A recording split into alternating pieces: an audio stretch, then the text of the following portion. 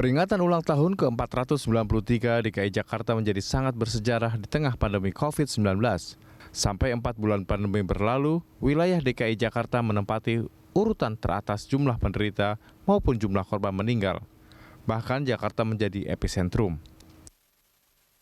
Namun, bahu-membahu gugus tugas percepatan penanganan COVID-19 dengan pemerintah daerah mampu mengatasi situasi hingga kecepatan penambahan kasus dan pasien dirawat dapat diimbangi oleh ketersediaan fasilitas kesehatan.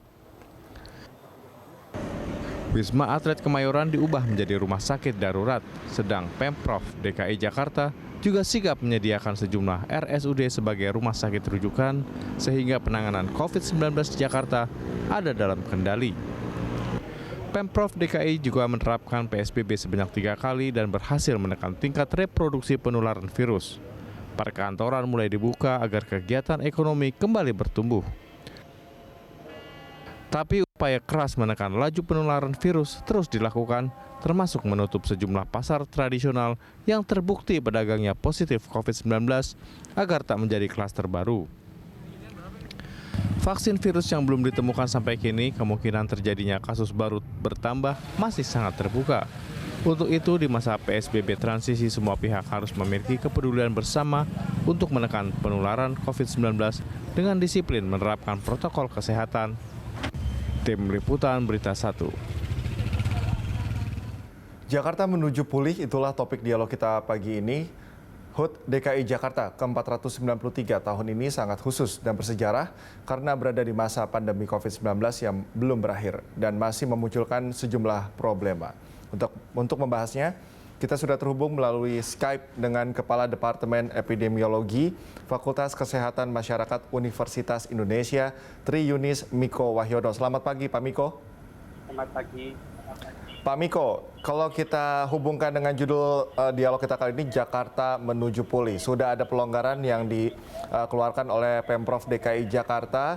Kemudian, tapi pelonggaran itu juga harus diiringi juga dengan perilaku menjaga kesehatan seperti physical distancing juga tetap diterapkan. Tapi kalau kita sama-sama melihat gambar yang tersaji, ini kok sebetulnya tidak ada physical distancing. Kemudian Anda melihatnya seperti apa dari perspektif epidemiologis, Pak Miko? Jadi sepertinya wabah di DKI Jakarta itu belum aman betul. Jadi kalau kita lihat patokan DKI kan bahwa arti di bawah 1 itu sudah menunjukkan bahwa wabah akan aman gitu. Tapi salah, wabah baru menurun. Jadi arti di bawah 1 itu menunjukkan bahwa wabah sedang menurun ya, tapi wabah itu tidak aman. Ya. Itu aman untuk wabah yang sumbernya 1 atau seperti keracunan makanan. Begitu. Kalau keracunan makanan sumbernya 1, maka kemudian dia di bawah 1 masih menurun. Nah, kalau wabah yang COVID ini kan sumbernya bisa banyak karena amat tergantung kasusnya, amat tergantung OTG-nya, amat tergantung suspeknya. Jadi bisa dipastikan bahwa kasus sedang menurun tapi tidak aman. Jadi kapan sih aman? Jadi harus dilihat kurva epidemiknya.